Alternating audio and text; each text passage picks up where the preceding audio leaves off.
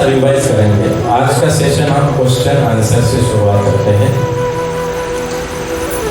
भगवत गीता में जो बताया कि भगवत गीता कहाँ पे बताया, कुरुक्षेत्र पे। तो ये जो वॉर हुआ था महाभारत का, उसका असली रीजन क्या है मुझे कोई भी बता सकता है? जहाँ तक आपने सुना, पढ़ा, लिखा या व्हाटएवर। क्वेश्चन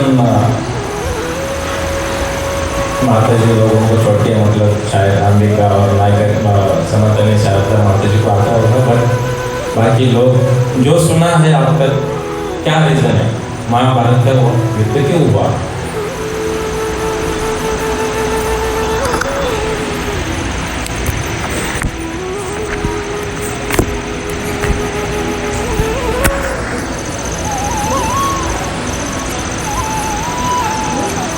गलत भी आया तो चलेगा, बिकॉज हम प्रयास कर रहे हैं। हाँ तो बताइए, शर्माने की जरूरत नहीं, बताओ। हाँ अच्छा, और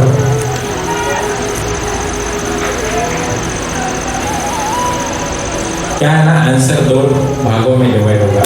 एक साइड में फिलोसॉफी पॉइंट ऑफ व्यू, दूसरे साइड में भौतिक जीवन शैली में जो चढ़ उतार आए पांडवों के, उस हिसाब से।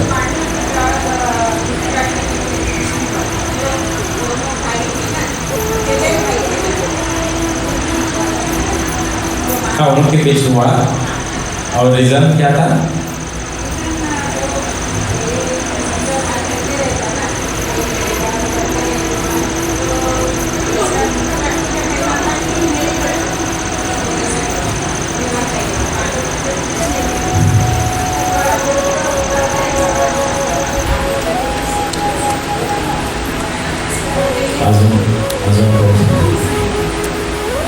बिंदास सांगा आहे, हा आपला क्लास आहे। ठीक आहे, सफर त्यामुळे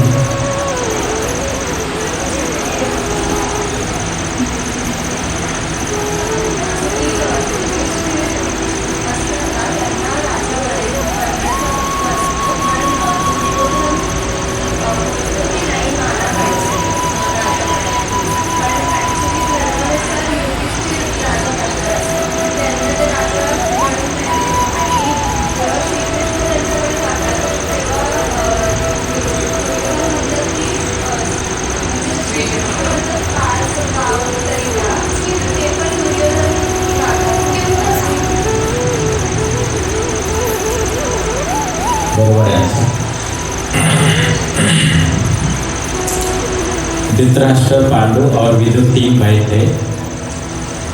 विदुर कुछ कारण की वजह से, मतलब एज ए सन्यास लिया, या तो वो उसमें इंटरेस्ट नहीं था, राजा बनना या सत्ता चलाना। पांडु का देहांत हो गया, बचे धृतराष्ट्र। तो धृतराष्ट्र के पास एक्चुअली ये जो गादी था, मतलब हस्तिनापुर का राजा बनने का, वो उन्होंने खुद मांग कर लिया। जब उनके हाथ में सत्ता आया तो उन्होंने पांडवों के ऊपर एक अलग तरह से उनके साथ एक व्यवहार किया, एक अलग तरह से उनके साथ रहने लगे। तो जब पांडवों में युधिष्ठिर श्रेष्ठ था, तो उनकी कपटी नेचर के वजह से उनको इंद्रप्रस्थ पहले दिया, इंद्रप्रस्थ भी उन्होंने छीन लिया, पहली बात।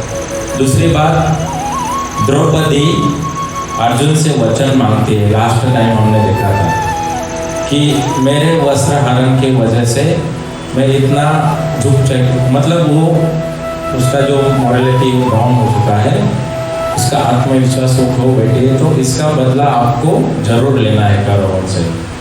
तो वो द्रौपदी का जो वस्त्र हरण है वो दूसरा कारण है। इंद्रप्रस्थ उनसे छीन लिया जाता है, वो पहला कारण। तीसरा कारण, उनको उनके राज्य में रहने के लिए एक घर भी नहीं देते, छोटा सा घर भी नहीं देते।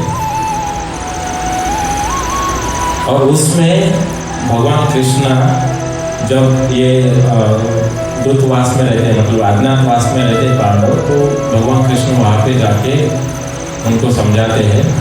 फिर वो वापस आते हैं, उनके बीच में वार्ता होती है और फिर युद्ध का कारण शुरू हो जाता है, क्योंकि वो जुए में भी हार जाते हैं because of Dhritarashtra and Duryodhana and Shakuni की कपटी नेचर से। वो जुआ जो मतलब जुआ प्लान था किसका? शकुनी दुर्योधन का, उनका प्लान था कि इनको कैसे हराया जाए, और वो उसमें हार गए, द्रौपदी को खो बैठे। इंद्रप्रस्थ भी गया, पहले हस्तिनापुर गया फिर इंद्रप्रस्थ गया, तो बहुत सारे कारणों की वजह से युद्ध हुआ। और ये भगवान का प्लान था कि मैं युद्ध भूमि में जाके धर्म की स्थापना करूँ। धर्म क्या है और अधर्म क्या है, उसका मतलब कारण या उसका जो मीनिंग है, या उसके में अधर्म के खिलाफ कौन कौन है, उनको कैसे भगवान कृष्ण समझाते हैं, मारते हैं, उसको बताने के लिए या वो समझने के लिए भगवान कुरुक्षेत्र में ये बताते हैं। तो क्या बोलते हैं पहले श्लोका में? धर्म क्षेत्रे कुरुक्षेत्रे समवेतायुत्सवा मामका पांडवा चैव किम करोथ संजया। देखिए यहाँ पे क्या बोल रहे हैं धृतराष्ट्र? धर्म क्षेत्रे कुरुक्षेत्रे समवेतायुत्सवा, ये सब मेरे जो मतलब ये सब मिलके क्या कर रहे हैं? कौन कौन? मेरे पुत्र और पांडु पुत्र। यहाँ पे ही दिखाई देता है कि धृतराष्ट्र क्या कर रहा है? सेपरेशन, मतलब मेरे पुत्र अलग है, पांडु के पुत्र अलग है, और ये दोनों मिलके कुरुक्षेत्र पे क्या कर रहे हैं आप देखिए। धर्म क्षेत्र जहाँ पे धर्म का स्थापना होगी, या धर्म क्या है धर्म क्या है समझाया जाएगा। कुरुक्षेत्र क्या है? युद्ध भूमि है। अगर युद्ध भूमि पे अगर दो पार्टी के सैनिक मिलते हैं तो क्या होगा उधर?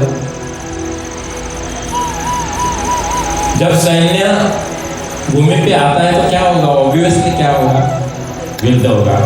फिर भी धृतराष्ट्र क्या बोल रहे हैं? किम कुर्वत संजय, मेरे जो पुत्र हैं और पांडु के पुत्र हैं वो क्या कर रहे हैं?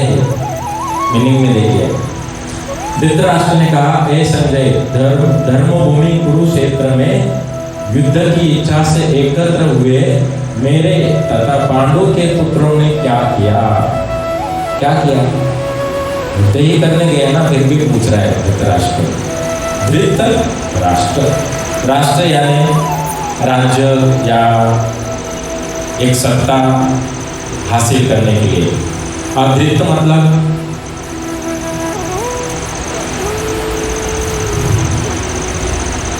पकड़ के रखने वाला, कपटी नेचर वाला आदमी। किसको पकड़ा उसने? एक राज्य के गाड़ी को, धृतराष्ट्र। यहाँ पे भी वो कपट नेचर दिखा रहा है हमें। क्या बोल रहा है? मेरे पुत्र और पांडु पुत्र दोनों युद्ध भूमि में मिल गए हैं युद्ध के लिए, तो क्या कर रहे हैं? इसमें दिखाई देता है कि धृतराष्ट्र का डुप्लीसिटी नेचर। डुप्लीसिटी मतलब क्या? बोंदू बना या कपटी नेचर।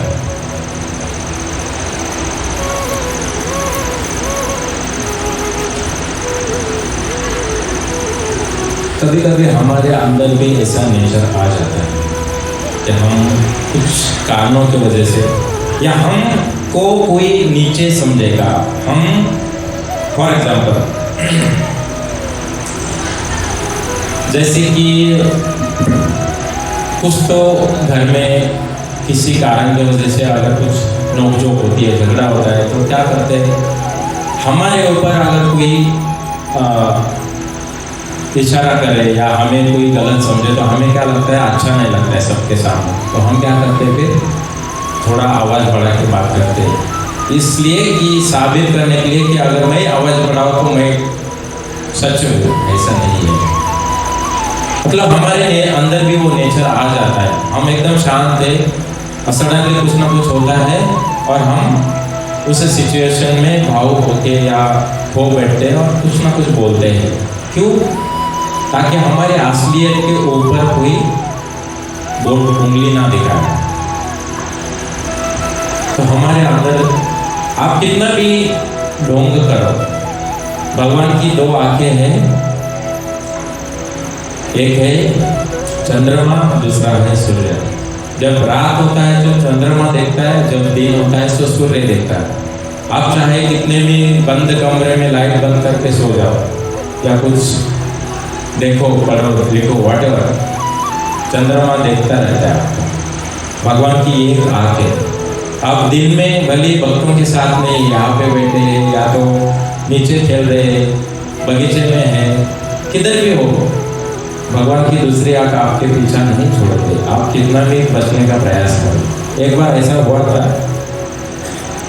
मेरे इंस्टीट्यूट्स में अभी फ्रेंड, मतलब एक ग्रुप में एक लड़का है और वो एक बार मैंने 2-3 बार उसको ऐसे स्टेशन पे देखा था। उसको रेड कलर का क्या बोलते हैं बाउल, उसको आता है वो रेड कलर नूडल्स वाला, तो उसको खाते हुए मैंने देखा।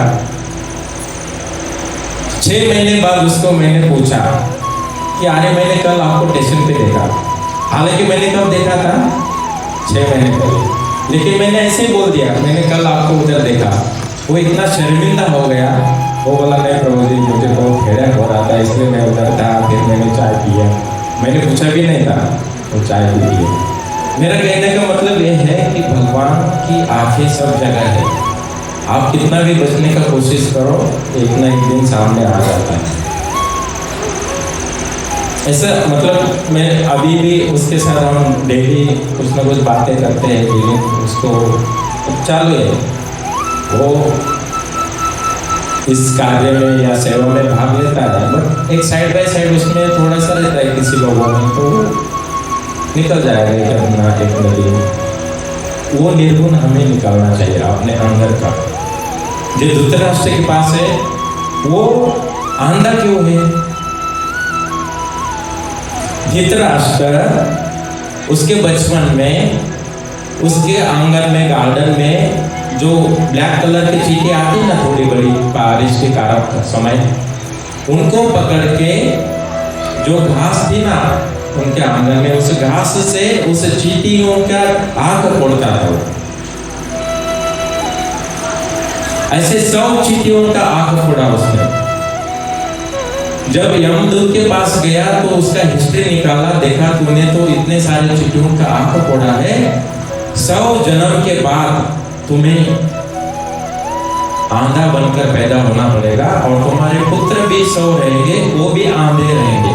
भले उनकी आंखें हैं लेकिन वो आंधे हैं, वो अज्ञान में इसलिए रहेंगे क्योंकि वो भौतिक नॉलेज से भरे हैं, लेकिन आध्यात्मिक नॉलेज बिल्कुल नहीं है उनके पास।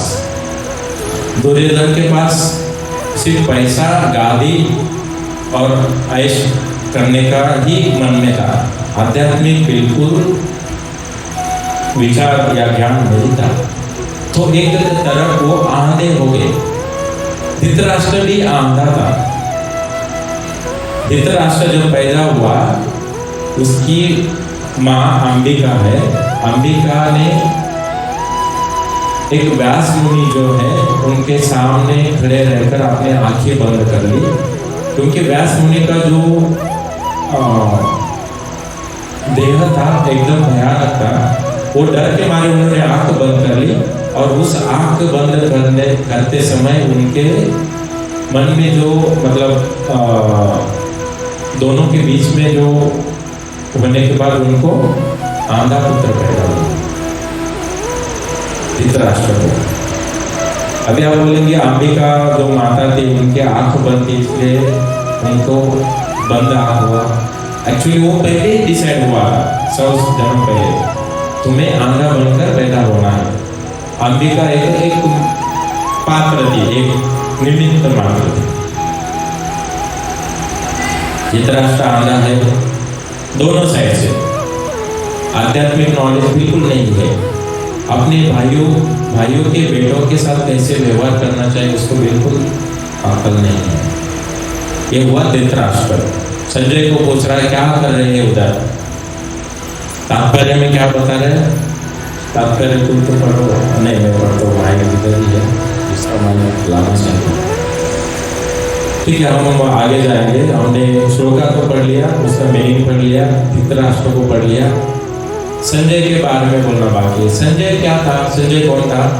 संजय को व्यासदेव ने, व्यासदेव वो व्यासदेव ने, ये व्यासदेव अलग थे, उन्होंने एक सिद्धि बताई थी, या उनको एक कृपा प्रदान की थी कि आप कौन से भी जगह पे रहोगे तो आप रिमोट लोकेशन यानी दूर का दृश्य अपने आप आपके आंखों के सामने आ जाएगा। उनको ये आशीर्वाद मिला था संजय को। और संजय ये भी जानता था कि ये युद्ध कहाँ पे हो रहा है, किसके बीच में हो रहा है। धृतराष्ट्र को वो कैसे आगे बताता है हम बोलेंगे।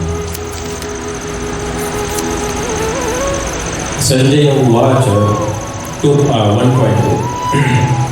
दृष्टा तो पांडवानीकं वेदं दुर्योधनस्तथा आचार्यं मोपश्चं सम्य राजा वचनं ब्रवीत्।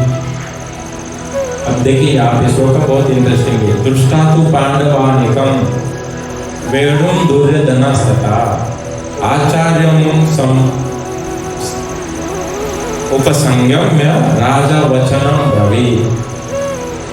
संजय उवाच, संजय ने कहा, दृष्टा देखकर तू, लेकिन पांडव अनिकम पांडवों की सेना को, व्यूढ़म व्यू रचना को दुर्योधन राजा दुर्योधन ने तथा उस समय आचार्य शिक्षक गुरु के उपसंगम में पास जाकर राजा राजा वचन शब्द अब्रवीत कहा। इसका अर्थ ऐसा है, इसका अर्थ लिखा है इस डिवाइन ग्रेस भक्ति वेदांत स्वामी श्रील प्रभुपाद की जय। संजय ने कहा, हे राजन, पांडु पुत्रों द्वारा सेना की व्यूह रचना देखकर राजा दुर्योधन अपने गुरु के पास गया और उसने ये शब्द कहे।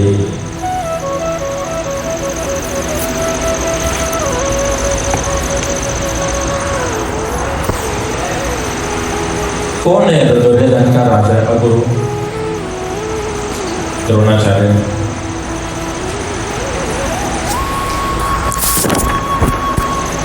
संजय यहाँ पे बताते हैं कि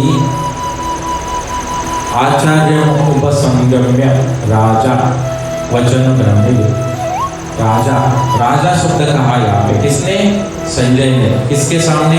धृतराष्ट्र के सामने।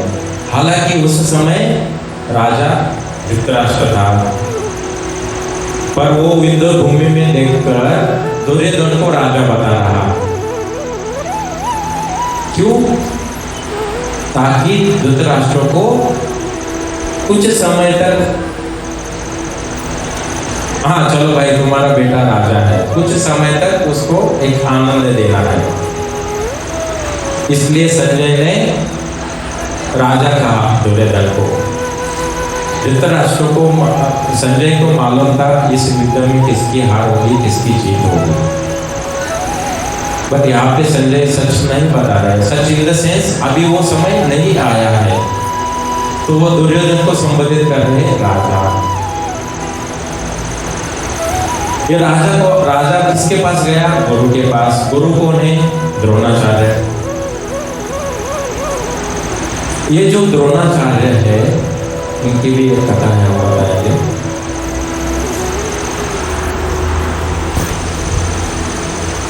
द्रोणाचार्य जो है पांडु पुत्र और कौरवों को शिक्षा प्रदान करता था।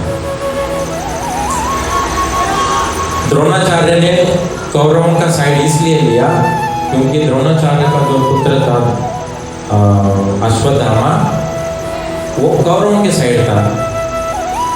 कौरवों के साइड बेटा होने के कारण द्रोणाचार्य को भी अपने बेटे के साथ देना पड़ा, तो वो कौरवों के साइड गया।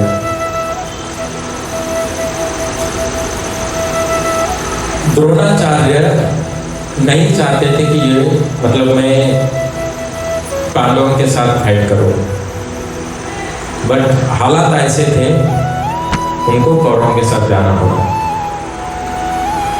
ये जो यहाँ पे देखो युद्ध यूढ़ा बोला है, यूढ़म मतलब व्यू रचना। कौन किसने देखा? दुर्योधन ने देखा। कौरवों की सेना इस तरफ, पांडवों की सेना इस तरफ। दोनों का सैन्य कंपेयर करते हुए दुर्योधन कहा गया, बीच में जाकर देखा कि पांडवों की ऐसी सेना है और ये जो व्यूह रचना की है वो कितनी अच्छी की है।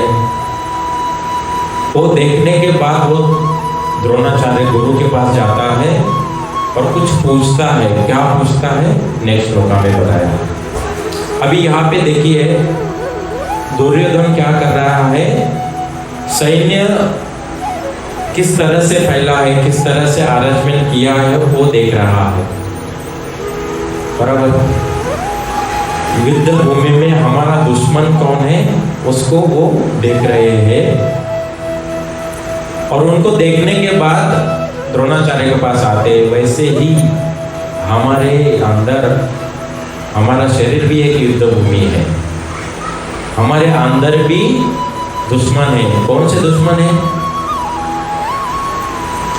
झूठ बोलना, गुस्सा करना या नम्रता भाव से किसी से बात न करना, ईर्ष्या बोलते हैं ना, अहंकार, मद, लोभ, मत्सर, ये सारे गुण हमारे अंदर हैं। एक युद्ध की तरह, एक युद्ध के स्तर पर एक शत्रु के समान वो हमारे अंदर बैठे हैं। हमें उनको ढूंढना है और उनको बाहर निकालने के लिए गुरु के पास जाना है। दुर्योधन यहाँ पे क्या कर रहा है? युद्ध भूमि में उसके दुश्मन कौन कौन कहाँ पे खड़ा है, अर्जुन कहाँ पे, युधिष्ठिर कहाँ पे है, नकुल सहदेव, बाकी भीम कहाँ पे, वो देख रहा है। ये उसके दुश्मन है, उनको कैसे खत्म करना है वो पूछने के लिए वो कहा गया द्रोणाचार्य के पास। आगे बढ़ते हैं। इसका श्लोक मैं पिछले पढ़ता हूँ। धृतराष्ट्र जन्म से आंधा था, दुर्भाग्यवश वह आध्यात्मिक दृष्टि से भी वंचित था। मैंने बोला आध्यात्मिक दृष्टि नहीं थी उनके पास। वह यह भी जानता था कि उसी के समान उसके पुत्र भी धर्म के मामले में आंधे हैं। 100 बेटे थे, 100 के 100 आंधे थे और उसे विश्वास था कि वे पांडवों के साथ कभी भी समझौता नहीं कर पाएंगे, क्योंकि पांचों पांडव जन्म से ही पवित्र थे। फिर भी उसे तीर्थ स्थान के प्रभाव के विषय में संदेह था।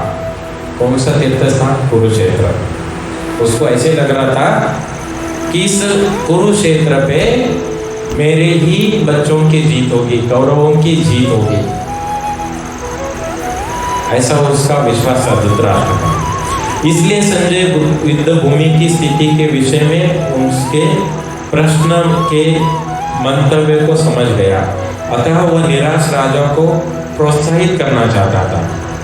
धृतराष्ट्र निराश हो गए थे, लेकिन चलो कुछ उनको झूठा का सेंस, झूठा इन द सेंस बता देंगे, चलो आपका पुत्र राजा बन जाएगा। राजा उसने बोला, उसने उसे विश्वास दिलाया कि उसके पुत्र पवित्र स्थान के प्रभाव में आकर किसी प्रकार का समझौता करने नहीं जा रहे हैं। उसने राजा को बताया कि उसका पुत्र दुर्योधन पांडवों की सेना को देखकर तुरंत अपने सेनापति द्रोणाचार्य को वास्तविक स्थिति से अवगत करने गया। यद्यपि दुर्योधन को राजा कहकर संबोधित किया गया था, स्थिति की गंभीरता के कारण उसे सेनापति के पास जाना पड़ा। अतएव दुर्योधन राजनीति बनने के लिए सर्वथा उपयुक्त था। किंतु जब उसने पांडवों की व्यूह रचना देखी तो उसका एक कूटनीतिक व्यवहार उसके भय को छिपा न पाया। किसका भय? ये जो कूटनीतिक व्यवहार हुआ था, वो व्यूह रचना, मतलब जो सैन्य खड़ा था वो देखकर वह भयभीत हुआ था, उसको वो छिपा न पाया।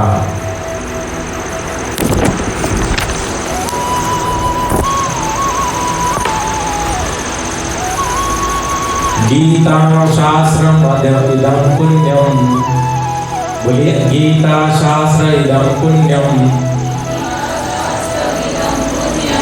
ये पठेत प्रयता पुमान्, ये पठेत प्रयता पुमान्, विष्णु पादम अवनोति,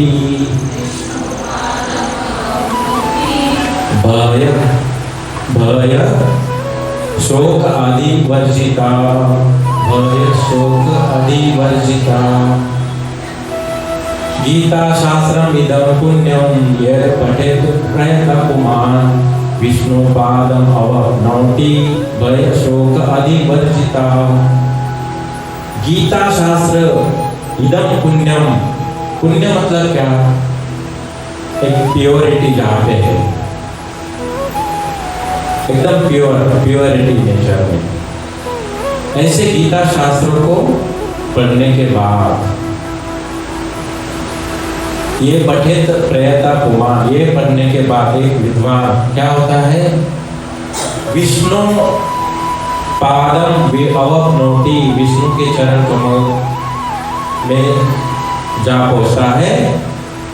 भय शोक आदि वर्जिता, भय यानी भीति, शोक यानी उल्टा होता है, शोक यानी शोकी होता है, लैमेंटेशन, लैमेंटेशन मतलब वो शोक नहीं करता है। गीता महात्म्य में ये सेकंड श्लोका है।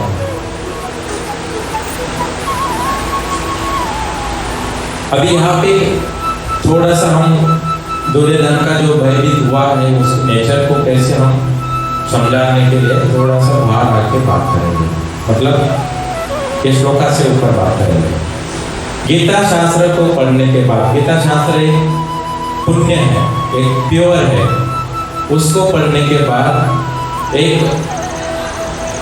साधु पुरुष या एक सज्जन भगवान चरण के कमल में जा रहता है और उसे भय और शोक कभी नहीं होता। जैसे कि एक साइड में यूरिन है, मलमूत्र है, एक साइड में शुद्ध वाटर है, प्योर वाटर है। अगर सन की किरणें दोनों के ऊपर पड़ी तो वाटर इवापोरेट होगा और मलमूत्र क्या होगा? इवापोरेट होगा, मतलब उसका बाष्पीभवन होगा या नहीं? वो भी लिक्विड ही है, दोनों का इवेपोरेशन होगा, बाष्पीभवन होगा। सन की किरणें हैं, दोनों साथ में जा रही है। ऐसा नहीं कि सन अभी ऊपर आया, चलो ये स्यूट्स के लोग बहुत भाग्यवान हैं, उनके ऊपर प्रकाश डालो और बाकी जो गांव है उधर अंधेरा छाओ, ऐसा होगा क्या? किरणें तो सब जगह सही नहीं जाएगी। वाटर इवेपोरेट हो गया, बाष्पीभवन हो गया, ये जो मूत्र था यूरिन वो भी इवेपोरेट हो गया। उस जगह पे देखेंगे तो दोनों क्लीन। इसलिए मोस्टली अभी भी गाँव में कहते हैं कि लोग संडास का यूज नहीं करते, बाहरी पेशाब करते हैं, क्योंकि उस किरणों के वजह से वो इवेपोरेट हो जाता है, उधर का जल वापस शुद्ध हो जाता है। किरणों का काम क्या किया? दोनों का शुद्ध कर दिया जगह को। इसने कहा कि वाटर को मैं इवेपोरेट करो और ये गंदा है तो उसको छोड़ दो, नहीं, सेम इक्वल रिजल्ट। मुझे यहाँ पे ये बताना है, हमारे अंदर सपोज मेरे अंदर कुछ गंदगी है और चैतन्य के अंदर एकदम प्योर है, प्योर भक्त है।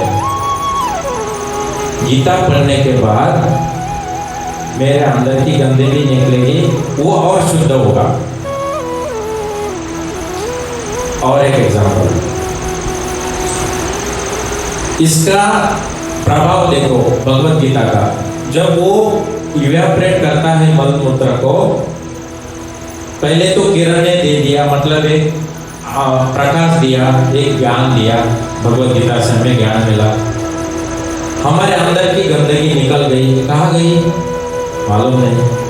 सूर्य के प्रकाश की वजह से मल मूत्र साफ हो गया, क्या सूर्य के किरणों के साथ वो सूर्य को चिपक गया क्या वो मल मूत्र? अभी सपोज हम प्रसाद ले रहे हैं, यहाँ पे दाल गिरा है, हम क्या करेंगे, पोछा लेके वाटर कपड़ा लेके उसको क्लीन करेंगे, वो जगह क्लीन हुआ लेकिन दाल कहाँ चिपकी। इसी तरह भगवत गीता का जो ज्ञान है, नॉलेज है, वो अपने अंदर की गंदगी को निकलता है, लेकिन वो गंदगी कहीं जाके चिपकती नहीं है, वो प्योर कर देती है। तो सन का काम क्या किया, किरणें डाली, इवापोरेट किया, गंदगी साफ की, और गंदगी चिपकी भी नहीं, वो कहाँ गई मालूम नहीं। उसी तरह से भगवत गीता अध्ययन करने के बाद अपने अंदर के जो दुर्गुण है एक बार निकल गए, वो कहाँ गए, कुछ लेना देना नहीं।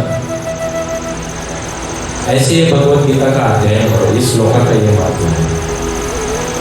हमें क्या बताया गया है, विष्णु सहस्त्र नाम, हम बोलते ना साउथ इंडिया में जाते हैं विष्णु के 1000 नाम ले लो, बराबर, हम ले रहे हैं 1000 नाम, कैसे 108 माला जप करके, मतलब 16 माला करते हैं तो 108, 16 into 108 करो, कितना होता है 1728, 1000 के ऊपर गए हम लोग।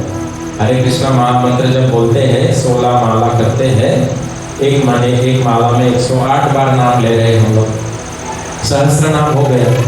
जब ये नाम हम अपने अंतर्भाव से लेंगे, प्रेम से लेंगे, सुनकर लेंगे, तो हमारे हृदय पे जो गंदगी जमी है वो निकल जाएगी, कहाँ जाएगी मालूम नहीं।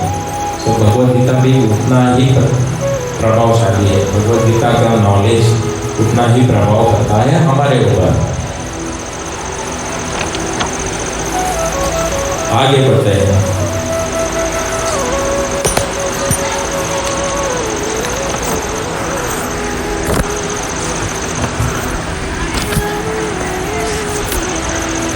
जब ये गंदगी निकल जाती है तो हमारे अंदर कोई भय नहीं रहता है।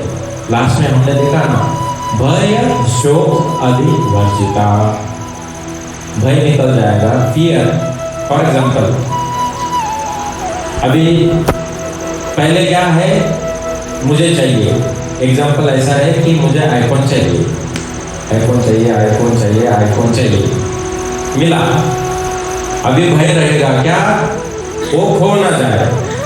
जनरली लोकल ट्रेन में मोबाइल बहुत बार पीछे रखते हैं तो खो जाता है, हमारे दिमाग में क्या रहेगा, पहले क्या था, मोबाइल चाहिए, हैंग करेंगे चाहिए, दूसरी बार फियर आया, डर आया मोबाइल संभालने का। कुछ महिलाएं अपना जब वो अच्छे से वस्त्र पहनते या धागे ना यूज करते तो उनको भी मन में रहता है कभी ये खो ना जाए, डर रहता है ना, बराबर। अभी उसके बाद खोने के बाद सपोज घूम गया मोबाइल, तो लैमेंटेशन यानी शोक निर्माण होगा, अरे मेरा मोबाइल गया, मेरा शादी गया, वट कुछ तो होता है ना। लेकिन जब भगवत गीता पढ़ेंगे ये तीनों निकल जाएगा, no lamentation, no hankering, no fear. अभी मेरा मोबाइल आईफोन लास्ट वीक में गिरा था, उसका सेंसर एक काम नहीं कर रहा है, तो चलेगा, क्या प्रॉब्लम है। तो फेस आईडी मुझे पासवर्ड डालना पड़ता है हमेशा, पहले पासवर्ड नहीं डालता था, ऐसे देखा तो ओपन होता था, नो प्रॉब्लम, कुछ तकलीफ नहीं। ये हमारे लिए है, हम उनके लिए नहीं है ताकि शोक कर बैठे, उसके लिए रोए। साड़ी अगर आयरन इस्त्री करते समय जल गया, ठीक है चलेगा, क्या फर्क पड़ता है, दूसरा लेंगे, इतना ही होगा कि पैसा जाएगा अच्छा साड़ी का। अपना हम किसके हैं, भगवान के हैं, भगवान के लिए काम करो। भगवान की सेवा में अगर कुछ नहीं कर पाए तो शोक करो, तो भौतिक चीजों में शोक मत करो। मैंने जब नया नया गाड़ी लिया था, एकदम 6-7-8 महीने एकदम सही रखा मैं टिकटॉक। लेकिन जब मैं जो चौपाटी का मंदिर है उधर जा रहा था इस समय, और बीच में से मस्जिद रोड से जाते थे, वो एकदम एरिया बेकार है, और मुझे वहाँ पे भगवान का दागिना भी लेना था, मतलब बहुत सारे ज्वेलरीज मिलते हैं। तो एक ऐसे ही माटी फिरवाया, उसने क्या किया, अपने हाथ में कुछ तो था, ऐसा स्क्रैच कर दिया। तो मुझे समझा इसमें स्क्रैच आया है, मैंने गाड़ी नहीं रोका, जाने दो। जब घर आया तब देखा मैंने, तो थोड़ा लगा था उधर बहुत सारा, बट उस समय मन में थोड़ा एक शौक निर्माण हुआ था। हम ऐसे नहीं कि एकदम प्योर है, शौक आता है, होता है, लेकिन बाद में भूल गया मैं, क्या करेंगे, जो हो गया उसके ऊपर नहीं होता। ये इस श्लोक से हम समझ रहे हैं। किससे? ये पहला जो श्लोक बोला, गीता शास्त्रम विदम पुण्यम ये पठे कुमार पठे प्रेत कुमार विष्णु पाद अवनौति भय शोक आदि वर्जित। ये है गीता का महात्म्य। गीता पढ़ेंगे तो ये अपने आप अपने अंदर ये गुण आ जाएंगे और निर्गुण निकल जाएंगे। आगे बढ़ते हैं।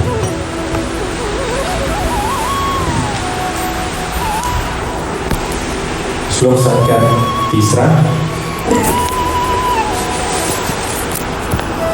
पश्य एतां पाण्डुपुत्राणाम् आचार्यमहितं चमुं व्यूढां द्रुपदपुत्रेण तव शिष्येन धीमता।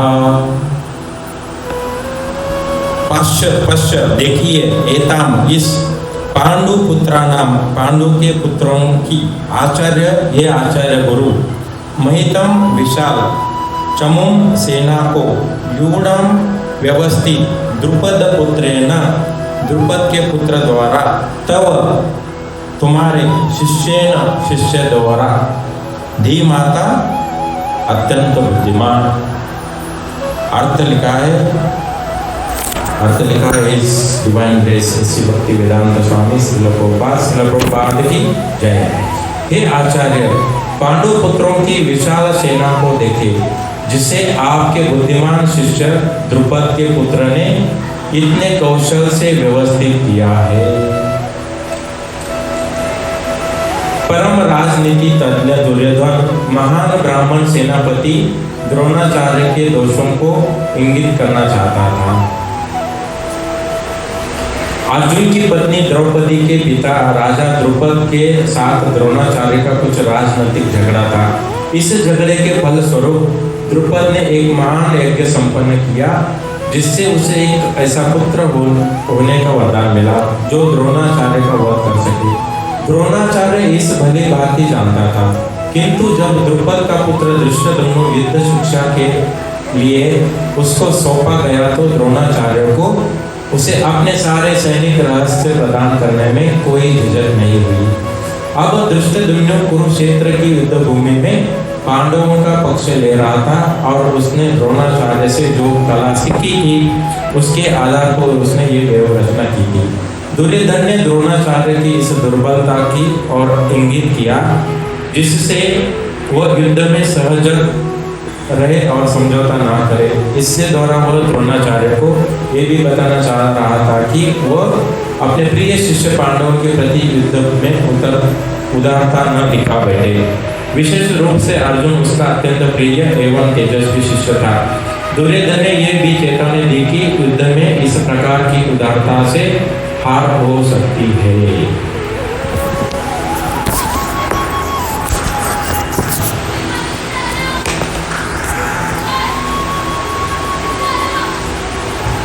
अभी यहाँ पे देखिए क्या हुआ कि द्रोणाचार्य दुर्योधन कहाँ पे गया? द्रोणाचार्य के पास, और समझा रहा है पांडव पुत्रों ने कैसे वो रचना की। तो उसके पीछे द्रोणाचार्य और द्रौपद के बीच में एक कथा है। एक गुरुकुल में दो मित्र पढ़ते थे। दोनों बचपन से मित्र थे, एकदम बढ़िया उनका संगोपन हो रहा था। एक मित्र जो था वो ब्राह्मण था, थोड़ा गरीब ब्राह्मण था, और दूसरा जो था वो एक किंग राजा का बेटा था। दोनों में उनकी जो मित्रता जो थी वो बहुत अच्छी तरह से थी। एक दूसरे को एक सारे सुख दुख बांटते थे, और उनके बीच में उनकी मित्रता एकदम फुल रही थी, अच्छी तरह से हो रही थी। गुरुकुल में वो पढ़ रहे थे। गुरुकुल में जब अंतिम दिन आता है टाटा बाय बाय का कि तुम अपने घर, मैं अपने घर, तो ये जो राजा का जो बेटा था उसने बोला कि हे मित्र, मेरे पिताजी राजा हैं, मैं उनका पुत्र हूँ, वो जाने के बाद मुझे राजा बनाया जाएगा। जब मैं राजा बनूंगा तो मेरे राज्य का आधा हिस्सा मैं तुम्हें दूंगा। ऐसा उसने वचन दिया उसको। किसको? वो ब्राह्मण के पुत्र को, तो गरीब था। ब्राह्मण का पुत्र घर चले गया, ये घर चले गए राजा। हुआ यूं कि कुछ सालों बाद ये जो राजा का पुत्र था वो राजा बन जाता है। बीच में बहुत समय बीत जाता है। द्रोणाचार्य क्या करता है कि उसको याद आता है वो प्रॉमिस, वचन मैंने बोल दिया, वो द्रोणाचार्य है। वो जो दूसरा था बेटा ब्राह्मण का, वो द्रोणाचार्य था। वो क्या बोलता है कि मुझे जो वचन दिया था मेरे मित्र ने वो निभाता का नहीं, मैं देखता हूँ। तो द्रोणाचार्य क्या किए, उसके पास चले गए। जाने के बाद वो अपने सिंहासन पे बैठा है। जो मित्र था वो राजा बन गया था, और जब वो ब्राह्मण आते हुए देखता है वो द्रोणाचार्य को, तो वो उसको बोलता है, हे गरीब ब्राह्मण, चले जाओ यहाँ से, मैं तुम्हें पहचानता नहीं हूँ। तो द्रोणाचार्य को ये बात बहुत निराश करती है। द्रोणाचार्य वहां से निकल जाते हैं। जब द्रोणाचार्य वहां से निकल जाते हैं तो वो हस्तिनापुर के साइड में आकर रहते हैं। फिर वो पांडव और कुरु के गुरु बन जाते हैं, उनको शिक्षा प्रदान करते हैं। दूसरी तरफ जो राजा था वो वचन लेता है, मतलब एक शपथ लेता है कि मैं द्रोणाचार्य को खत्म करूंगा, क्योंकि वो मेरे महल में आकर मुझे ऐसे बोलने लगा कि तुम झूठे हो, प्रॉमिस किया लेकिन तोड़ दिया। तो उस द्रौपद ने, उसका नाम था द्रौपद, द्रोणाचार्य द्रौपद, पहले बचपन के मित्र, गुरुकुल में साथ में पढ़े, वचन दिया, वचन तोड़ा। द्रौपद ने बदला लेने के लिए बोला, मुझे एक पुत्र चाहिए। वो पुत्र कहाँ से पैदा हुआ? अग्नि से। जब पुत्र पैदा हुआ तो एक पुत्री भी आई, उसका नाम था द्रौपदी, और ये बेटे का नाम था धृष्टद्युम्न। द्रौपद ने कहा कि धृष्टद्युम्न को कि तुम्हें द्रोणाचार्य को वध करना है, और द्रोणाचार्य ने कौरव और पांडवों को शिक्षा दी, बहुत सारा नॉलेज दिया, आध्यात्मिक भौतिक। जब समय आया तो द्रोणाचार्य बोला, हे कौरवों के पुत्र, तुम्हें जाकर अभी के अभी ये जो राजा है द्रौपद, उसको बंदी बना के मेरे सामने लाना है। द्रौपद जो था पांचाल राज्य का राज्य था, पांचाल। तो वो कौरव और पांडव, जो कौरव वहां पे चले गए उस राज्य में, देखा द्रौपद के सेना को, उनकी सेना देखकर कौरवों के पुत्र कौरव सब पीछे भाग कर आ गए। फिर द्रोणाचार्य बोले पांडवों को, कौरव कितने गए थे? 100, उसके साथ उनकी सेना। जब पांडव पुत्रों को बोला कि आपको द्रौपद को लेके आना है, वो कितने गए? सिर्फ 5। क्योंकि उनको मालूम था हम धर्म के साथ जा रहे हैं, हमारी जीत होगी। युधिष्ठिर और बाकी उनके 4 भाई चले जाते हैं, युद्ध होता है। द्रुपद को वो एक जानवर की तरह पकड़ कर लेके आते हैं द्रोणाचार्य के सामने, और द्रोणाचार्य को पूरे सभा में बोलते कि आप बताओ, तुम्हारा पूरा राज्य मैंने कब्जा कर लिया, तुम्हारी सेना को हराया, तुम्हें पकड़ कर लाया, फिर भी मैं तुम्हें दया दिखाता हूँ।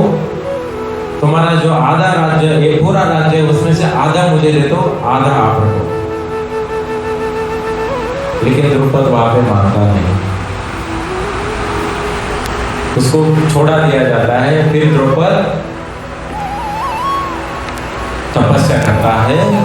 तपस्या के पश्चात उसको आग्नि से ये पुत्र पैदा होता है, धृष्टद्युम्न एंड द्रौपदी। द्रौपदी बनती पांडवों की वाइफ। धृष्टद्युम्न पांडवों के साथ जाता है युद्ध भूमि में, और ये धृष्टद्युम्न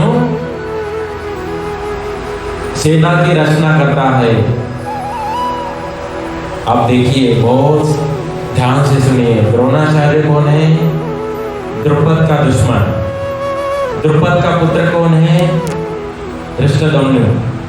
धृष्टद्युम्न जब छोटा था, उसको कहाँ भेजा? शिक्षा लेने के लिए द्रोणाचार्य के स्कूल में। द्रोणाचार्य ने वहां पे ये देखा नहीं कि ये मेरे दुश्मन का पुत्र है, मैं इसको नहीं सिखाऊंगा। जितना उन्होंने अर्जुन को सिखाया, पांडवों को सिखाया, कौरवों को सिखाया, सेम शिक्षा धृष्टद्युम्न को दिया। हालांकि उसको मालूम था द्रोणाचार्य को कि इसका जन्म हुआ है मेरा वध करने के लिए, लेकिन वहां पे देखिए वो सबके साथ इक्वल भाव रखकर शिक्षा दे रहा था। द्रोणाचार्य ने यह नहीं सोचा कि ये मेरा दुश्मन का पुत्र है, इसको मैं कुछ गलत सिखाऊं। नहीं, धृष्टद्युम्न को उन्होंने वैसा ही सिखाया। और आज देखिए युद्ध भूमि में वो पांडवों के साइड खड़ा है, द्रोणाचार्य कौरवों के साइड खड़ा है, और धृष्टद्युम्न बोलता है इसने मेरे पिताजी का अपमान किया था, मैं इसको मारूंगा। ऐसे बुद्धिमान धृष्टद्युम्न ने ये युद्ध भूमि पे सैनिकों का रचना किया है। हे द्रोणाचार्य, देखिए आपका होशियार शिष्य। देखिए ना यहाँ पे क्या बोल रहे हैं, हे आचार्य, पांडु पुत्रों की विशाल सेना को देखे, जिसे आपके बुद्धिमान शिष्य द्रुपद के पुत्र धृष्टद्युम्न ने इतने कौशल से व्यवस्थित किया है। इसे एकदम प्रॉपरली सेट किया है। यहाँ पे कौन खड़ा रहेगा, वहां पे कौन रहेगा, वहां पे कौन रहेगा, ये सेटिंग किसने किया? धृष्टद्युम्न ने, द्रुपद का पुत्र, जो द्रोणाचार्य का दुश्मन है। उसको लगा नहीं कि मैं गुरु को मारूंगा। नहीं, उसको ये बताया गया कि मुझे गुरु को मारना है। हाँ, गुरु को मालूम है कि ये शिष्य मुझे मारने वाला है, और शिष्य ये तय करके आया था कि मैं द्रोणाचार्य को मारूं। हाँ? उसको नहीं लगा कि मैं गुरु मारूंगा। नहीं, उसका पिता का अपमान हुआ था ना, धृष्टद्युम्न के पिता द्रुपद। नहीं, तो आगे देखिए ना क्या होता है। धृष्टद्युम्न सामने खड़ा है, द्रोणाचार्य, फिर दुर्योधन द्रोणाचार्य को बोलता है देखिए आपका शिष्य पुत्र द्रुपद का पुत्र इतना अच्छा व्यवरचना किया है। ये डर के मारे दुर्योधन द्रोणाचार्य को बोल रहे हैं। क्या होता है आगे? होता ऐसे कि 14वां दिन होता है, 14th डे।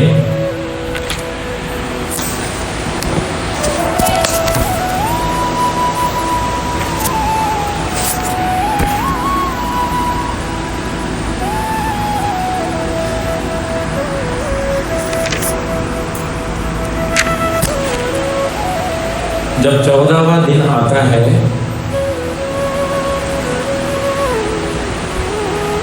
एक खबर फैलाई जाती है, झूठी खबर। द्रोणाचार्य का जो पुत्र था अश्वत्थामा, उसको मार दिया। ठीक है, तो होता यूं है कि जब श्री कृष्ण भगवान अर्जुन को बोलते हैं कि तुम बोलो अश्वत्थामा मर गया, अश्वत्थामा जब ये शब्द आता है मर गया, भगवान क्या करते हैं उसी समय शंख बजाते हैं। अश्वत्थामा एक हाथी का नाम था। अश्वत्थामा एक हाथी को मार गिराया। जब हाथी शब्द बोलता है अर्जुन, भगवान कृष्ण शंख बजाते हैं। तो हाथी शब्द द्रोणाचार्य को सुनाई नहीं देता। द्रोणाचार्य को हाथी जो शब्द है सुनाई नहीं देता इस शंख के कारण, और उसको लगता है कि मेरा पुत्र मर गया, क्योंकि द्रोणाचार्य का पुत्र था अश्वत्थामा, द्रुपद का पुत्र था धृष्टद्युम्न। इस दोनों में लड़ाई हुई, अश्वत्थामा मर गया, ऐसा झूठा खबर भगवान कृष्ण बोलते हैं अर्जुन को बोलने के लिए। अर्जुन बोल देता है, लेकिन अर्जुन को मालूम है हाथी मर गया। वो हाथी शब्द बोलते हैं, भगवान शंख बजाते हैं, हाथी शब्द वो द्रोणाचार्य सुनते नहीं।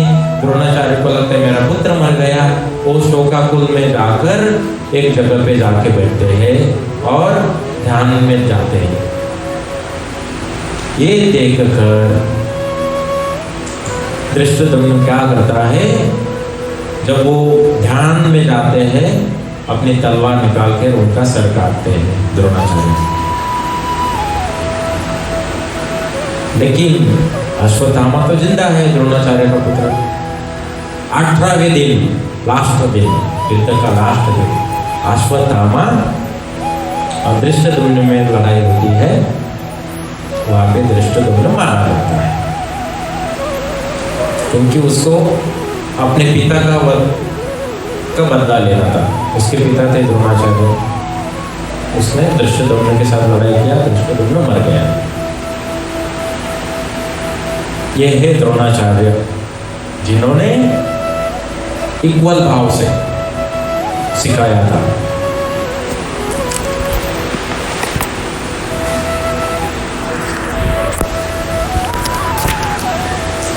द्रोणाचार्य दुर्योधन फिर भी चिंता में थे,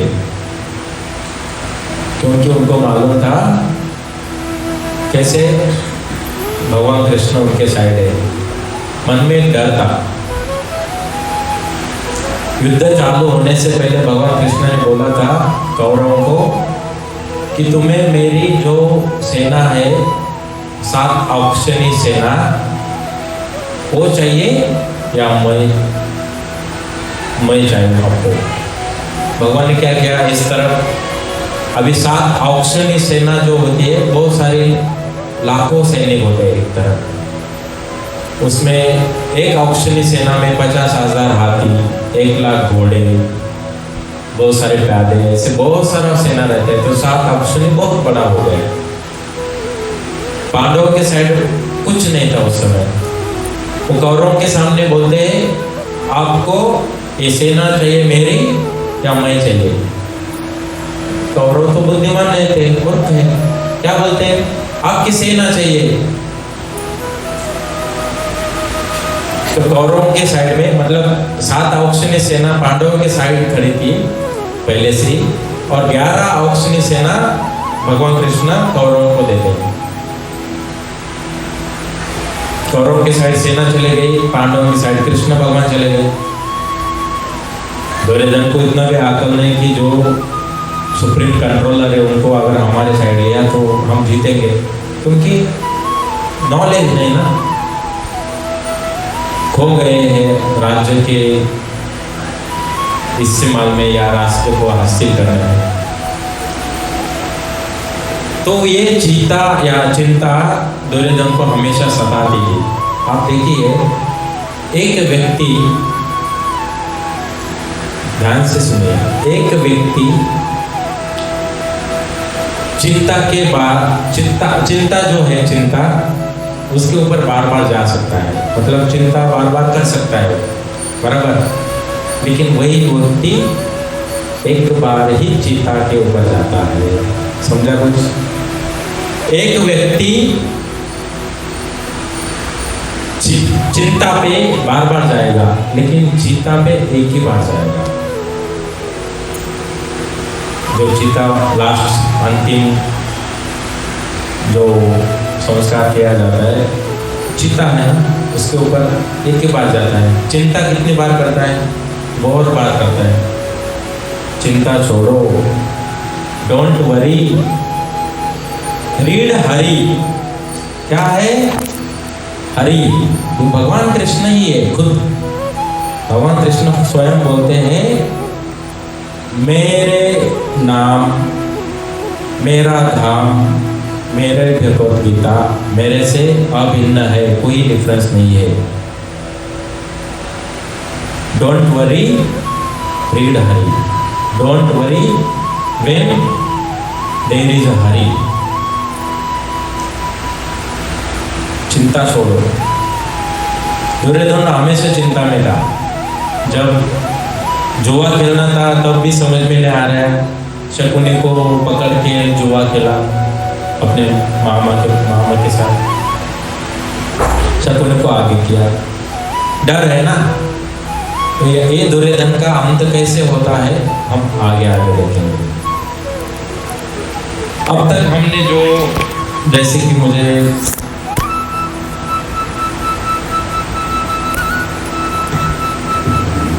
कुछ चीजें यहाँ पे हमने क्या सीखा है इसमें।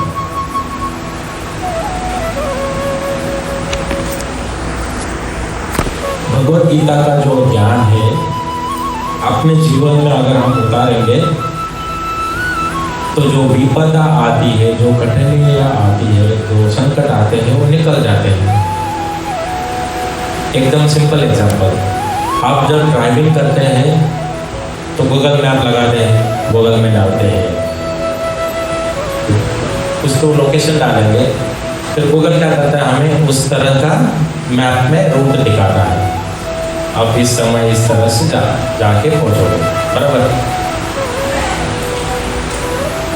अब ये गूगल मैप क्या करता है, शॉर्टकट रोड जो है वो बताता है ताकि आप कम समय में वहाँ पे पहुंचे, बराबर। आपको मालूम है लोकेशन कहाँ पे जाना है, गूगल को थोड़ी मालूम है आपको कहाँ जाना है। आप डालते हैं ना, मुझे वाशी में जाना है या बेलापुर में जाना है या बांद्रा में जाना है। बांद्रा मैं सिर्फ कार लेके आया हूँ, लेकिन मुझे अभी तक बांद्रा में बैंड स्टैंड किधर मालूम नहीं। तो होता है हम लोकेशन डालते हैं उसके अंदर, हमें मालूम है हमारा डेस्टिनी, तो हम गूगल में डालते हैं। लेकिन यहाँ पे भगवत गीता जो है हमें हमारा लोकेशन बताता है। आप समझा करो कैसे, गूगल में तो रूट दिखाता है, लेकिन भगवत गीता के नॉलेज से हम कहाँ जाने वाले हैं वो हमें पता चलता है। एक श्लोका है,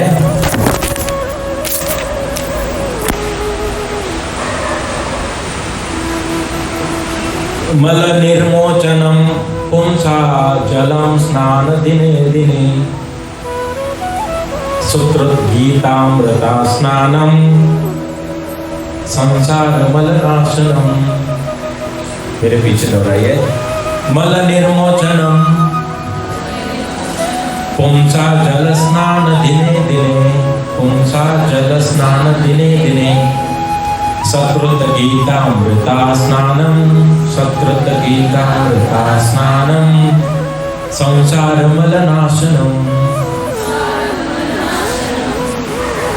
मल निर्मोचनम, जब हम सुबह उठते हैं पानी लेते हैं, सोप लेते हैं, शरीर पे डाल के क्लीन करते हैं। दिने दिने जल स्नानम दिने दिने, मल निर्मोचनम, मल को निर्मल करने के लिए जल स्नान दिने दिने। सिमिलरली सकृत गीता अमृता स्नानम, सकृत मतलब सिर्फ एक बार, गीता अमृत स्नानम मतलब ये जो गीता का जो ज्ञान है, इससे अगर आप नहलाओगे क्या होगा? संसार मलनाशनम, संसार में जितने भी मल आते हैं वो सभी का नाश होगा।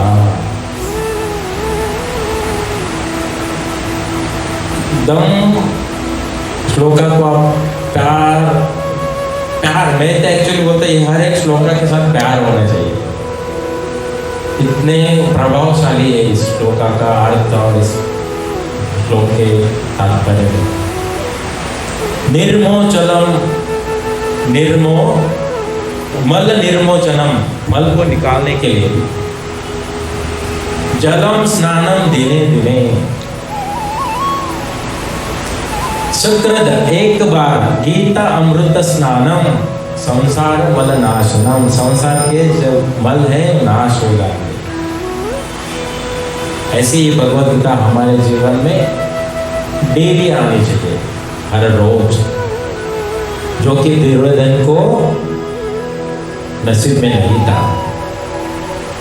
भगवान को जो धर्म के स्थापना है, संस्थापक है, पूरे ब्रह्मांड के नायक है, उनके साथ अगर वो जाते, मतलब वो भगवान के साथ जा रहे, भगवान के साथ जा रहे मतलब भगवान का जो नॉलेज है जो हमें गीता से मिल रहा है वो दुर्योधन को वहां पे मिलता था, लेकिन वो तो लिया नहीं, तो उसके जीवन में बहुत सारी विपदा आने लगी। और आपको पता नहीं ये विपदा वो खुद बता रहा है किसको? द्रोणाचार्य को, कि आपका प्रिय शिष्य धृष्टद्युम्न सैनिकों की रचना करते हुए आपके सामने खड़ा है। ये पहली विपदा है दुर्योधन के साथ।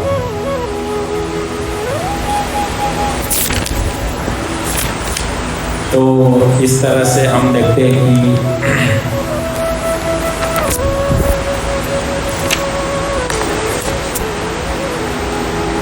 हमें भगवद गीता के सहारा लेना चाहिए, भौतिक चीजों के साथ नहीं जाना चाहिए। आसक्ति किसके साथ रखना है? भगवान के साथ। एक छोटा सा एग्जाम्पल है, हम जितना भी देखते हैं ना, इसमें हमारा कुछ भी नहीं है। We are just instrument. इस इंस्ट्रूमेंट मतलब क्या? एक साधन है इस प्रकृति में आकर इस प्रकृति का भोग करने के लिए। हालांकि हमारा कुछ नहीं, प्रकृति भगवान ने बनाई। भगवद गीता में 5 टॉपिक है, मैं लास्ट लेक्चर में भी सुना होगा आपने। जीव, ईश्वर, प्रकृति, कर्म, काल, ये 5 मेन टॉपिक है। इसके ऊपर ही भगवद गीता चल रही है, पूरा नॉलेज। जीव क्या है? जीवात्मा और परमात्मा। परमात्मा ईश्वर है जो हर एक के हृदय में स्थित है। मैंने बहुत महीनों पहले एक एग्जांपल दिया होगा, 2 पैरेट एक झाड़ पे बैठे हैं, एक पैरेट पेड़ों खा रहा है। मतलब इस भौतिक जीवन में वो खुशी से जी रहा है, मतलब उसको ये पता नहीं, नॉलेज नहीं, ये प्रकृति मैंने बनाई है। और ये दूसरा पैरेट उसको देखते रहते हैं, अरे बाबा अभी तो सुधर जा, अभी तो सुधर जा। इंटेलिजेंट पर्सन वही है जिसको एक बार बताया, उसने वो इम्प्लीमेंट किया और उस रास्ते पे चलने लगा। मूर्ख पुरुष कौन है? 4 वर्ग होते हैं। सबसे लास्ट में होता है मूर्ख से भी बदतर, जो बाकी लोग अगर कुछ अच्छा कर्म करते हैं तो उनके बीच में आके बाधा डालेगा। उसके ऊपर है मूर्ख लोग, क्या करेंगे वो जो नॉलेज मिल रहा है वो लेंगे नहीं, जो लोग उनके साथ में है उनको साइड में लेके गलत तरह से समझाएंगे। ये हुआ मूर्खता। दूसरा वर्ग है एक सामान्य पुरुष, मतलब वो धीरे धीरे प्रगति की ओर जा रहा है, अपने आध्यात्मिक भौतिक प्रगति में जा रहा है, भक्ति में बढ़ रहा है। वो क्या करता है, हालांकि उसको 2-3 बार समझाना पड़ता है तब जाके वो इम्प्लीमेंट करता है। ये हुआ एक सामान्य पुरुष। उससे आगे है इंटेलिजेंट। एक बार उसको अगर बताया वो अपने जीवन में लाता है, उसी तरह से व्यवहार करता है, उसी तरह से आगे बढ़ता है, वो सबसे फास्ट एडवांस प्रोग्रेस करता है। मैं अपने ग्रुप में कुछ मराठी हिंदी दोनों सेम है, सिर्फ 2 लैंग्वेज में डालता। आप पढ़ते हो क्या उसको पढ़ो। भक्तों का संग क्यों चाहिए? दुर्योधन को भक्त का संग नहीं मिला, यानी भक्त यानी अर्जुन भक्त का भगवान कृष्ण का, लेकिन उसके मन में हमेशा दुश्मनी भाव के साथ वो जीता था।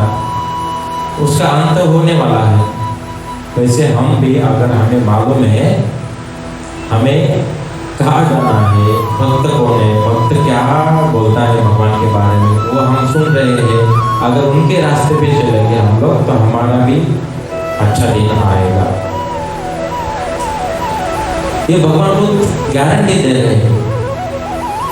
बहुत सारे श्लोका में बताते हैं भगवान, सर्वधर्म परित्याज्य माम एकम शरणम व्रजा। श्लोका में नेक्स्ट लाइन में क्या है, मैं तुम्हारे सारे पापों को नष्ट करूंगा, डरो मत, चिंता मत करो। मां सूच, लास्ट में वर्ड है मां सूच। तो भगवान क्या बोल रहे हैं, तुम सिर्फ मुझे शरण करो, मुझे शरण आ जाओ, मेरी भक्ति करो, मैं तुम्हें क्या दूंगा नहीं दूंगा उसकी चिंता आप मत करो। मां सोचा मतलब चिंता मत करो। मैंने बोला ना, when there is a hurry, no worry, read hurry, don't worry। हमें भी अपने लाइफ में भगवान को लाना है, भगवत गीता को लाना है, भगवत गीता की जो नॉलेज है उसको लाना है। भौतिक वस्तुओं के साथ आसक्ति बनाए रखना मतलब मूर्खता है। उसको आप साइड में रखो, वो तो आता जाता है। एक बहुत अच्छा श्लोका है,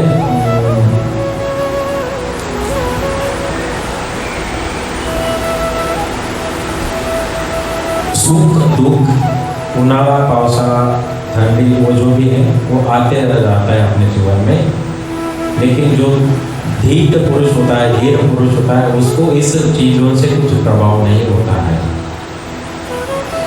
तो इस तरह से हमें हमेशा अपने आप को एक सच्चे रूप में सबके सामने प्रेजेंट करना है। ऐसा नहीं कि हम अभी यहाँ पे बैठे एक स्वरूप एक रूप, बाहर गए तो उनमें मिलके उनकी तरह रहने लगे, ऐसा नहीं। हम अपना नेचर लोगों के सामने ऐसे रखो कि वो अपना नेचर हम इम्प्लीमेंट करें, अपने आप को देख के वो सीखे। ऐसा नहीं कि हम उनके बीच में गए और वो जैसे रहते वो हम इम्प्लीमेंट करें, ये तो मूर्खता हुई ना। मैंने लास्ट में लिखा है तो 2 पॉइंट्स।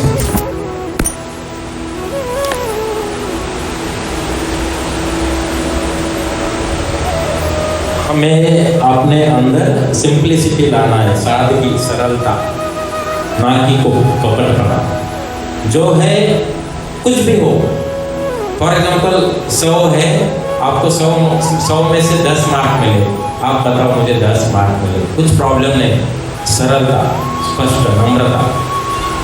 मुझे 10 में से 1 श्लोका आता है, चलेगा, वो नम्रता है। अभी आप वो आपका नम्र भाव दिखा रहे हैं, कल जाके 10 साल में आप चाहे तो 700 श्लोका याद कर सकते हैं। बट आज का जो है आप प्रेजेंट करो, ऐसे नहीं कि झूठा पर दिखाओ हाँ मुझे बहुत आता है। मैंने लेक्चर में सुना है, जब मैं भगवत गीता पढ़ूंगा तो मुझे 0.00001% भगवत गीता मैंने पढ़ा। जब मैं दूसरी बार पढ़ूंगा 0.00001 इतना परसेंट मैंने पढ़ा। जब मैं इसको 1000 बार पढ़ूंगा मैंने 1% पढ़ा। ऐसे कितने बुक है? हजारों बुक है। वो सब पढ़ूंगा मैं तो मैं 10% पढ़ूंगा। उसको दोबारा पढ़ूंगा तो हम क्या सोचेंगे, मैं तो अभी 100% सब बुक पढ़ लिया।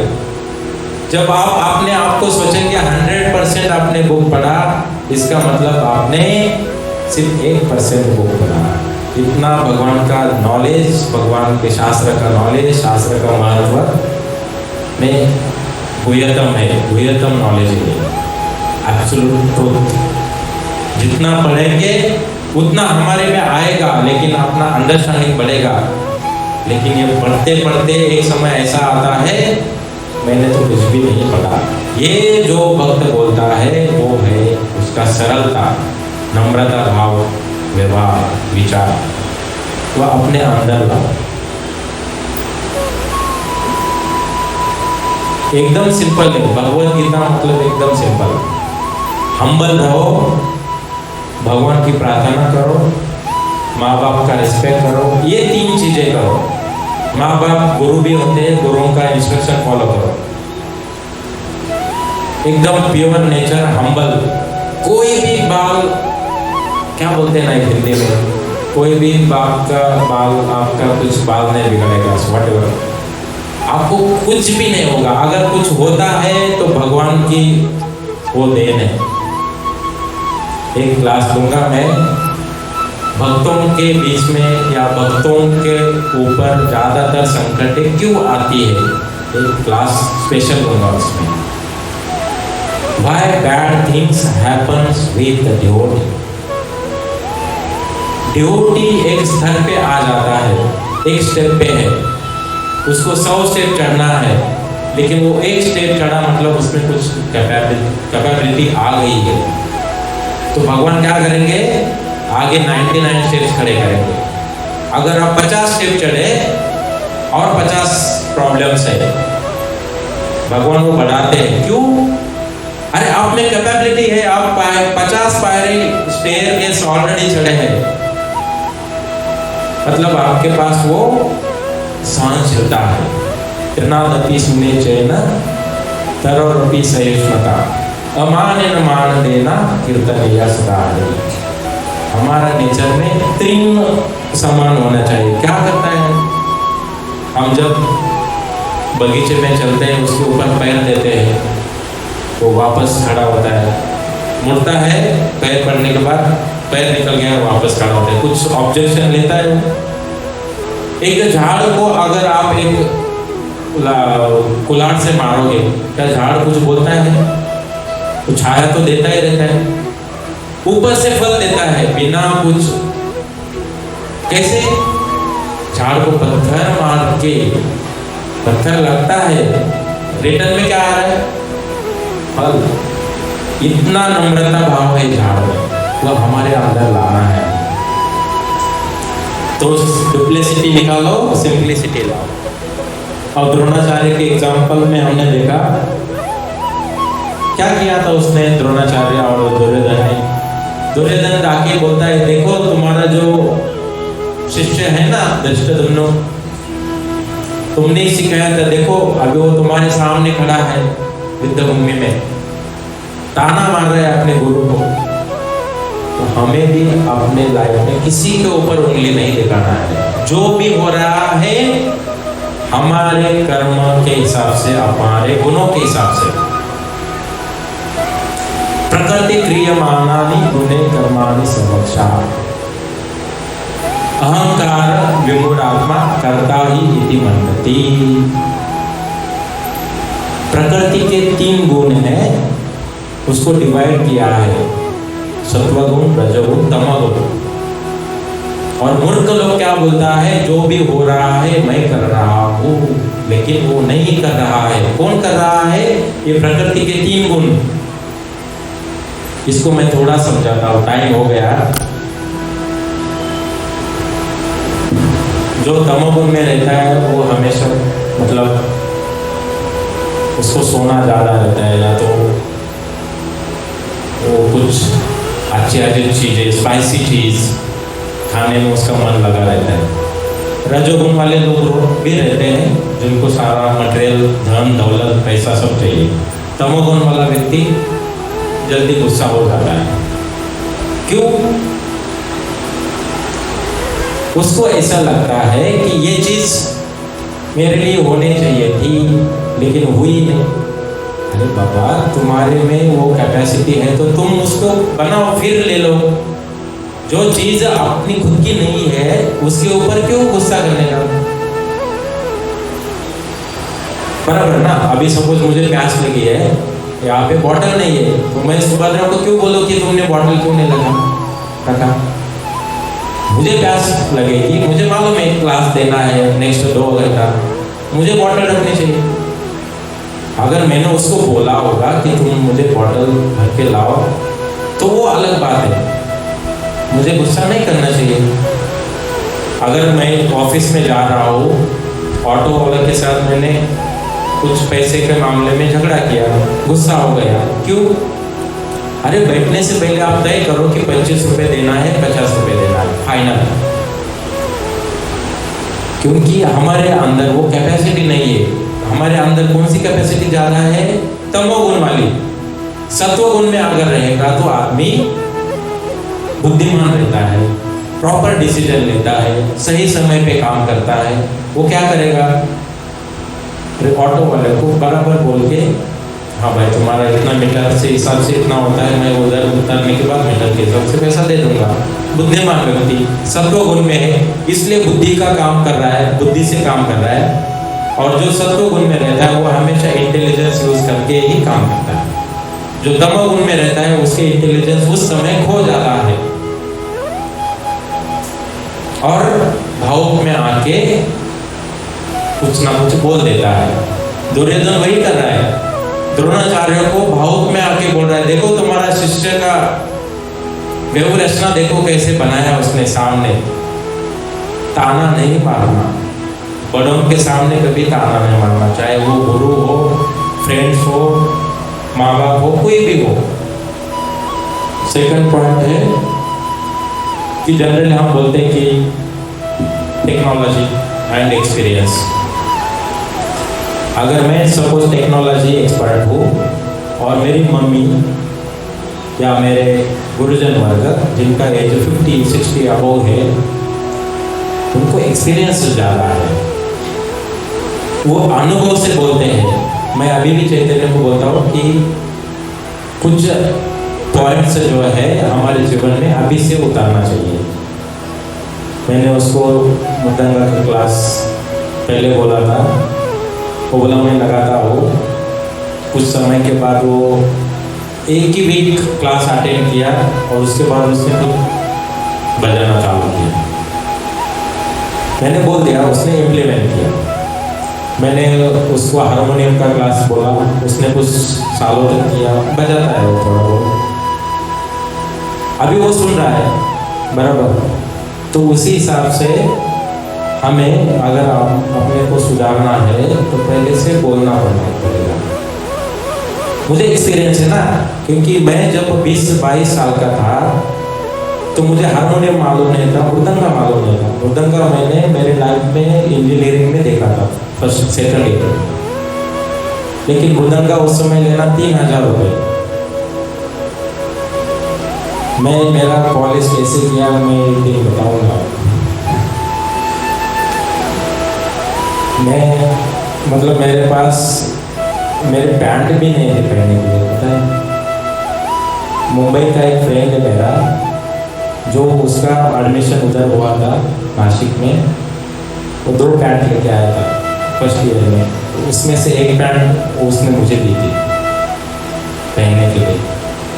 हमें यूनिफॉर्म था, black and white and tie, black colour का टाई।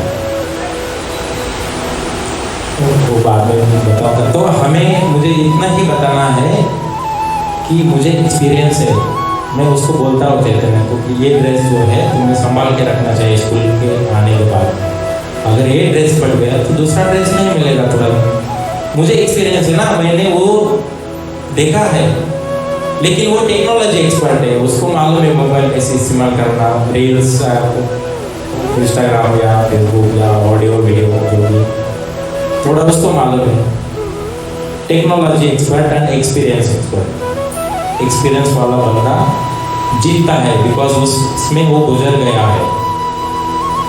मुझे ताना नहीं मारना चाहिए, मतलब चैतन्य मुझे नहीं बोलना चाहिए ताना देके कि तुम्हें कुछ नहीं आता है। मुझे अनुभव है, जहाँ पे द्रोणाचार्य को अनुभव था दुर्योधन को नहीं था, लेकिन वो ताना दे रहा है।